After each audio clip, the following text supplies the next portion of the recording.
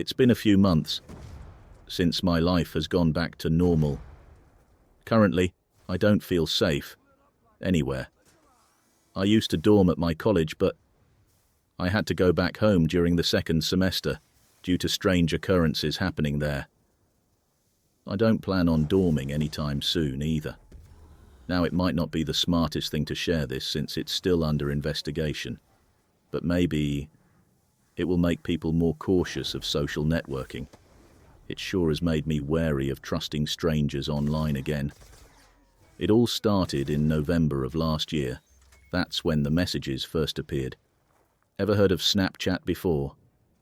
For those of you who don't know, Snapchat is an app that lets you send picture messages to your friends, but they only last for a couple of seconds. Once those seconds are up, the picture disappears forever, meaning you can never see them again. You can only send pictures you take at that moment, and they can only be seen for the few seconds you set. You can also draw and write text on your pictures. You can even send videos. Honestly, I never really knew about Snapchat until my friends introduced it to me. They encouraged me to download it, and being the weak-willed person I am, I gave in to the peer pressure. It seemed kind of fun at first. I was taking pictures and sending them like crazy, most of the time just goofy selfies, making ridiculous faces, and putting random letters in the text boxes. I even went out of my way to snap pictures of the funniest things. I remember this one time. I couldn't resist. I took a picture of this dude's butt crack while he bent down to tie his shoes. Yeah, I know it was gross, but it was downright hilarious. There were a lot of people who added me as a friend on Snapchat. Most of them came from Facebook or my phone contacts, but this also included some people I didn't know too well. Still, they sent me pictures anyway, and honestly, it was kind of nice. I guess Snapchat made it easier to break the ice with people I randomly added or hadn't seen in a while. Then, one day in November, someone with the username We1Forever added me on Snapchat. At the time, I didn't think too much of it. I figured it was just another one of my Facebook friends. Instantly, the first message this person sent me was a picture of a piece of paper with sharp handwriting on it and a little heart drawn underneath. The note read, "Hey cutie, how are you?" Once 4 seconds had passed, the message disappeared. I'll admit I was flattered. Whoever this person was had just called me cutie. I figured it was probably a girl, flirting with me a little bit. So I sent her a picture back, me with my eyebrow raised and a smirk on my face. I added the text, "I'm doing good. You think I'm a cutie?" Then I sent it to her for 5 seconds. A few minutes later, I got another picture. This time it was a teddy bear carrying a red heart against a white backdrop. The text read, "You are on my top 5. Right away, I wanted to know who this person was. For the next couple of days, we kept messaging each other. But for some reason, she never sent a picture of herself. Not once. She wouldn't even tell me her name. I kept pushing her to send me a picture, but every time she'd make excuses or send me these stupidly drawn stick figures instead. At that point, I started thinking, maybe she's either really ugly or really shy. I was hoping for the latter. Eventually, I just let it go. I figured if she was this secretive about her face and her name, she probably wasn't that into me. Then one day, I'll never forget this day. I was in the library taking a quick break from typing a paper for one of my courses, so I checked Snapchat. Sure enough, there was a new message from We1Forever. As soon as I tapped it open, I almost jumped out of my seat. She sent me a picture of a person, the first time she'd ever done so, but that's not what freaked me out. It was the person in the picture. It definitely wasn't her. In fact, it was a guy, sitting on a couch, white shirt, blue sweatpants, looking straight into a laptop. There were bookshelves in the background, and the text read, "I see you." I quickly looked around me, behind, beside, everywhere. But no one seemed suspicious. Just a bunch of college students, lost in their own little worlds. Still, I couldn't shake this feeling. I didn't want to read too much into it after all. Why psych myself out over something that seemed like harmless flirting? So I sent her a picture of me with a confused look on my face and typed, "I don't see you. Why didn't you say hi?" The next picture she sent was of a poster with my college mascot on it, and the text read, "I was so nervous. You're just too cute." From what I could tell, it seemed like I had a secret admirer who possibly went to the same college. I sent her a message asking, "So, you go to my college, do you?" She never answered my question though. Even though she opened the message, she left me hanging. Things just got weirder after that. A couple of times, she sent pictures of me walking into lecture halls, eating in the cafe, standing in line for food, even talking to my friends. I don't remember all the texts she sent, but some of them really stood out to me, like, "I see you everywhere," or "It's so funny how close I am to you." And then there was this one, "One day you'll know who I am." I started to think that maybe my friends were playing a joke on me, so I asked my best friend Andrew one day if he was the one sending me all those weird Snapchats. He told me he had no idea what I was talking about, so I explained the whole thing to him. How this person called We One Forever had been sending me Snapchats. Andrew said, "That's pretty creepy, man. You must have some obsessive stalker who clearly has no life." Honestly, I was hoping he was the one behind all of it, but I knew he was telling the truth. We One Forever didn't have the same handwriting as Andrew, and besides, the dude couldn't lie his way out of a paper bag. After talking to Andrew, I asked all my other friends about it, but they gave me the same answer. Either it really wasn't them, or they were playing an elaborate mind game with me. One of them had to come clean, but no one ever did. And the Snapchats, they were starting to get way too eerie. My secret admirer started sending pictures of only me, and nothing else. She rarely added any text on them anymore. It was like she was playing Where's Waldo with me. And oddly enough, I was Waldo. It became a thing to send a picture of me at least once a day. I began paying more attention to my surroundings, but the only people I saw regularly were my friends. I never saw the same face everywhere I went. So, I figured it had to be one of them messing with me. Eventually, I just stopped sending messages to We One Forever. I thought it was best to ignore her, pretend like it didn't bother me. I didn't mention the messages anymore, and I even stopped opening them, but they just kept piling up. Every time I went on Snapchat, there was a notification, "We One Forever sent you a message." By then, the 4th semester was almost over. December came, followed by colder days and nights loaded with college assignments. It all sounded so intimidating, but honestly, I was a little relieved. It gave me an excuse to focus on something more important than those weird messages. Yet, every time I looked at my phone, whether to check the time or see a new text message, there it was. We One Forever sent you a message. After a week of ignoring them, curiosity finally got the best of me. I opened one. It was a picture of me.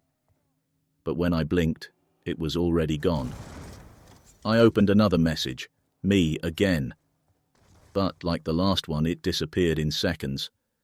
With each message I opened, I felt my heart sink deeper and deeper. They were all pictures of me, all over campus. I couldn't even fathom how this person was able to follow me from one place to another. She even took pictures of me during lectures and when I came out of the bathroom. That day, I decided to stay in my dorm room. I was starting to feel really paranoid.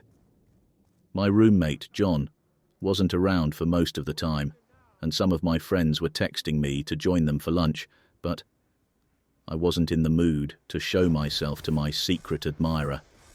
She seemed to know where I was, every single time. To avoid my chances of being another Snapchat message, I only left my room once that day, to buy a sandwich. And, to my surprise, When I looked at my phone throughout the day, there were no Snapchat notifications from her. I was able to breathe normally again. Even though part of me was still worried about going out, I couldn't just stay trapped in my dorm room forever. I had classes to attend, friends to hang out with, parties I wanted to go to before the semester ended. But that night, I couldn't sleep. I actually felt more alive in that moment than I had the entire day. It was impossible for me to go to sleep with a million thoughts racing through my mind. Unsurprisingly, all of those thoughts were related to those damn Snapchat messages. Finally, I fell asleep for what felt like hours, just staring into the darkness. The next morning, I woke up exhausted and not in the greatest of moods. I checked my phone to see the time. It was 12 o'clock in the afternoon. Out of habit, I also checked Snapchat for any new messages I could have received. The most recent ones? They were from We Won Forever. Her messages took up all of my Snapchat. It had to be almost 20 messages she sent to me. Seeing her username alone made my body tremble with morbid curiosity. But before I opened them, I noticed something was off right away. She sent me videos in the more recent Snapchats, which was something she'd never done before. Also, the time they were sent. It was about 6 hours ago. That made me extremely hesitant to open any of them, but something inside me was demanding me to do it. She had to be taking pictures of something else because, that night, I was in bed the whole time. However, once I opened the first message, I could not believe my own eyes. For a second, I thought I was going insane. I wanted to scream, and immediately regretted ever opening that message. Even now, just thinking about it gives me chills. At first, I couldn't even make out what the picture was. It seemed dark, but she must have enabled the flash because there was this bright light illuminating the subject of the photo. Even though the picture only lasted a second, by the second and third pictures, and by the 20th picture, my eyes confirmed what I had feared. It was someone, lying on a bed. My heartbeat was pounding, getting faster and faster with each picture.